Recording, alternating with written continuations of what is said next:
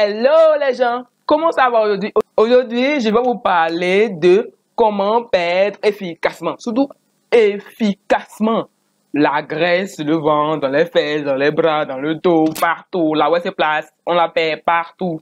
Donc, je vais vous expliquer selon deux axes, à savoir l'alimentation et l'activité sportive, comment perdre cette graisse efficacement.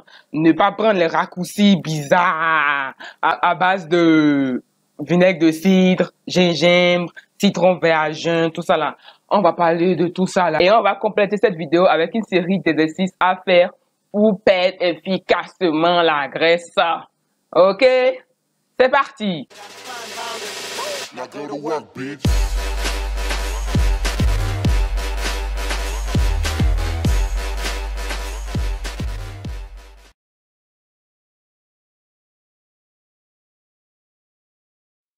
Vous savez, pour perdre du poids, on n'a pas besoin de faire du sport. Je m'explique.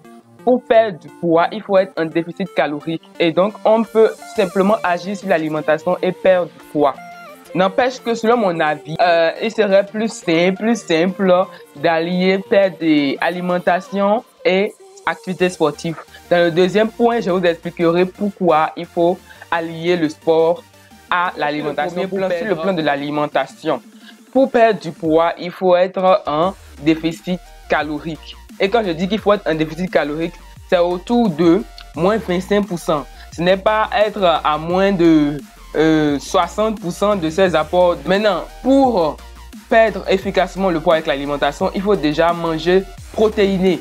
Un adulte normal a des besoins protéinés qui se situent entre 0,8 et 1 g de protéines par poids. Donc, un adulte qui pèse 90 kg doit manger entre 72 g et 90 g de protéines par jour afin de remplir tous ses besoins en protéines.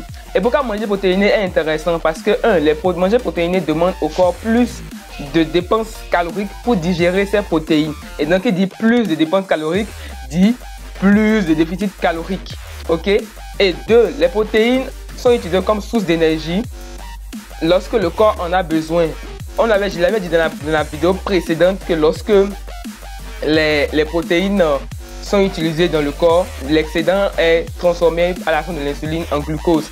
Mais vu que les protéines contiennent très peu, pas du tout de glucides, ce glucose qui est utilisé n'est pas stocké et est directement utilisé comme source d'énergie. Ok?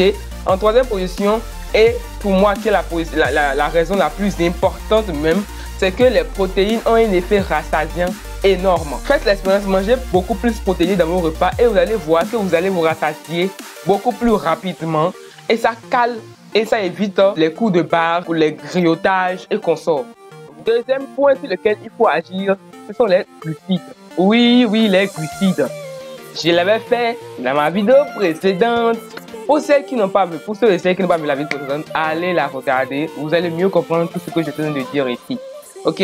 Donc, quelqu'un qui cherche à perdre du poids doit faire attention à ses glucides. Il y a deux types de glucides, à part les IG. Je vais vous expliquer. Pour simplifier la compréhension des glucides, souvent les gens parlent de glucides rapides et de glucides lents. Les glucides lents sont des glucides de la catégorie des IG, moyens et faibles. Et ces glucides-là sont dits complexes parce que leur digestion est tellement lente que cela n'agit pas sur la glycémie. Et donc, si la glycémie ne monte pas en flèche, l'insuline n'est pas envoyée pour la redescendre. Et donc, s'il n'y a pas d'insuline, s'il n'y a pas de pic d'insuline, il n'y a pas de stockage en graisse. C'est pour cela qu'il faut privilégier ces glucides-là. Ce n'est pas parce qu'on est dans une optique de perte de poids qu'il faut supprimer complètement les glucides. Il faut manger suffisamment de glucides pour avoir de l'énergie. Troisième point sur lequel il faut agir, c'est éviter, et je ne cesse de le dire, éviter les aliments à IG élevés aka glucides rapides que l'on retrouve dans les sucreries, dans les pizzas, dans les glaces, dans les jus de fruits industriels et autres. Vous allez retrouver la liste des aliments, le classement des aliments par IG. Je l'ai mis dans la vidéo précédente, mais je pense que je vais mettre le lien encore dans cette vidéo là. Pourquoi il faut éviter des aliments à IG élevés ou bien sucre rapide? Parce qu'ils sont considérés comme des sucres simples, composés que d'un seul élément, le glucose. Et donc, lorsqu'on envoie ce glucose dans le sang, le gendarme, l'insuline agit sur eux, quoi. C'est chap, quoi. Et les éléments, on a vu du sucre dans le sang, la glycémie augmentée. Allez, il faut agir. Top, top, top, top, top. Allez, viens, on régule là. Tout ça là, le pic défini là, on redescend. Tout ça là, on se retrouve avec une crise d'hypoglycémie. Mais en temps, entre les pics d'insuline et la crise d'hypoglycémie, on a eu le temps de stocker tout ce qui se passe là. Tout ce qui passait par, il stocke ça. Et il faut dégager le sang de tous ces sucres là. Donc, vous voyez que il faut les éviter ceux-là, les sucres rapides là. Mes amis, il faut boire de l'eau. Oui, water. H2O. Et si, il faut boire de l'eau. C'est vraiment, vraiment, vraiment important parce que le corps est fait de près à 60% d'eau. Et donc, si vous n'envoyez pas suffisamment d'eau dans le corps, il ne peut pas avoir cette fonction de nettoyage, de détox et d'élimination de toutes les toxines qui peuvent empêcher le déstockage. Donc, il faut boire au minimum 2,5 à 3 litres d'eau. Et plus vous aurez une activité sportive intense, et plus ce besoin d'eau va s'accroître pour refroidir le corps et l'amener à une température normale. Le corps, il a besoin d'eau. Buvez suffisamment d'eau sous toutes ses formes. Évidemment, on évite les sucreries. Hein, ok? Ça ne cause pas ça, c'est pas de l'eau. Ok? On va boire de l'eau, du thé sans sucre, chaud, froid, de l'eau simple. Encore, buvez de l'eau. C'est tout. C'est pas compliqué. Ayez, vous voyez, ma bouteille d'eau à côté de moi. Vous voyez, depuis le matin, je suis déjà à là d'eau que j'ai bu depuis le matin. Et on n'est que 11 heures. Donc, il faut boire de l'eau. C'est nécessaire. Bon, déjà, je vais même boire de l'eau. J'ai soif.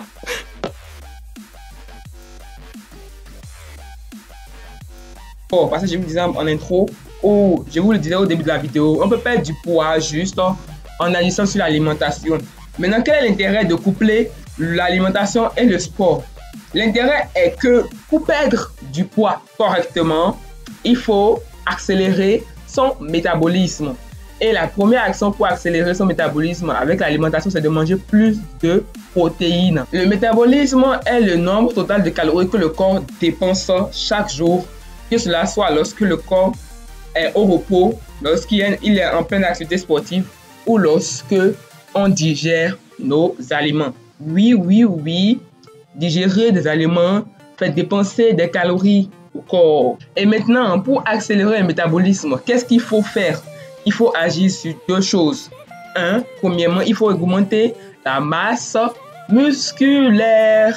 Et deuxième point, il faut augmenter la fréquence cardiaque. Donc, qui parle de masse musculaire parle de musculation ou le thème marketing de renforcement musculaire. Et qui parle d'augmentation de la fréquence cardiaque parle du cardio. Voilà pourquoi il faut utiliser la musculation ou le sport en général couplé avec l'alimentation pour perdre efficacement et sainement et surtout rapidement du poids. Vous accélérez le métabolisme, donc du coup, il y a une augmentation des dépenses caloriques et vous réduisez vos apports caloriques.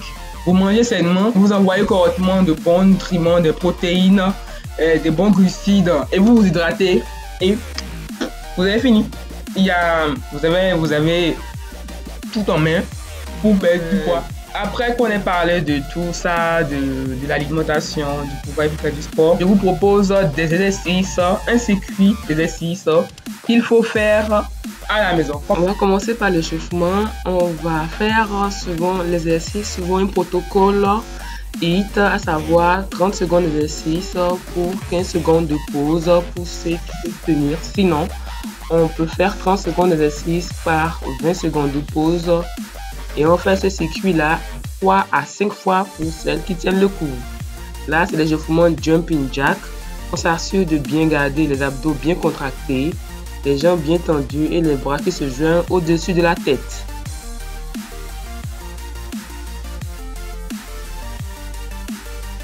Second mouvement, les burpees. Là, ça pique de fou. Et l'erreur à ne pas faire, c'est lorsqu'on envoie le pied en arrière, de ne pas baisser les fesses, sinon c'est de les lombaires que ça tape. Il faut garder le ventre bien contracté au moment d'envoyer les pieds en arrière.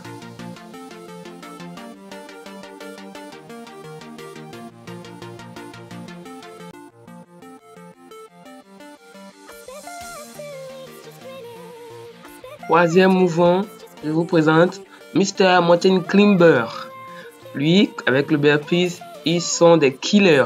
Ils vont vous démolir le ventre, la graisse du ventre, du bas du ventre spécialement. Donc, comme dans les burpees, il faut garder le ventre bien contracté et le dos droit.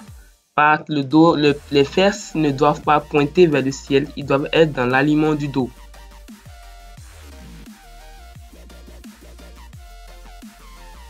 Cinquième mouvement, le squat. Pour celles qui me suivent sur les réseaux sociaux, vous avez déjà vu, vous m'avez sûrement déjà vu faire le squat avec les élastiques ou sans élastique. Et donc là, le squat est un basique pour travailler, pour perdre de la graisse. Il faut bien envoyer les fesses en arrière, les genoux ne doivent pas dépasser la pointe des pieds et garder le dos droit.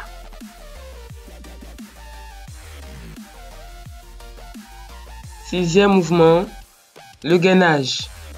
Il n'y a rien de mieux que le gainage pour muscler et renforcer le transverse qui est le muscle profond en dessous des tablettes de chocolat, les grands droits. Donc on garde la position, le dos bien droit, le ventre bien gainé et les fesses dans l'alignement du dos. Pas plus bas, pas plus haut.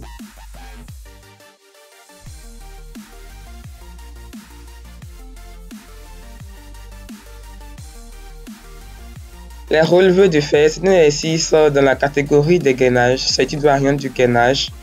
Ça se fait en position relevée de fesses. On relève doucement les fesses. On les ramène en position statique du gainage. Ça pique de fou dans tous les abdos.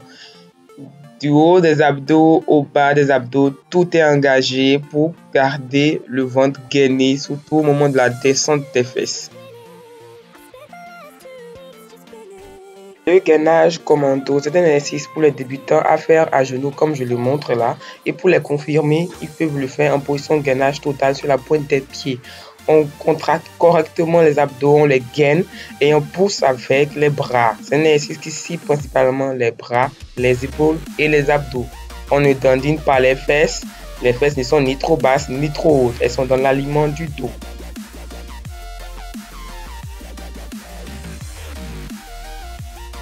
Le pont, c'est un exercice qui cible principalement les fessiers et le bas du ventre. On pousse avec les talons pour relever les fesses. On décolle complètement tout le dos. Il ne reste que les épaules collées sur le tapis. Donc on gaine le ventre et on pousse avec les talons pour bien lever et contracter en haut.